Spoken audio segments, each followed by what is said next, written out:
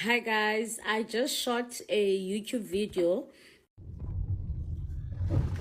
Hey, weziziphi ungazothi sizokhathala kunifundisa sizokhathala kunifundisa ipolitiki ayingama emotions ne uhambe lapha eParliament ku rule 29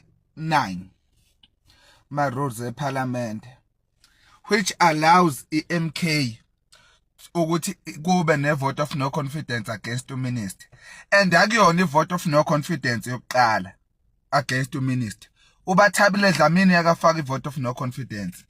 Yes, umsebenzi Zwane yakafaka ivote of no confidence kuyena. Angazi noma excitement noma yini ukuthi MK this MK that MK this MK that akuyona ivote of no confidence yokuqala lena against the minister.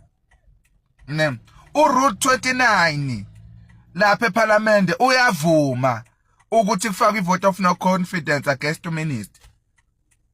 Nkosi yami i-excitement noma yini i-DA shuthe kathi ifake ivote of no confidence against uBathabile Dlamini yayihlanya nayo mase kwenziwa iMK kuyinkinga.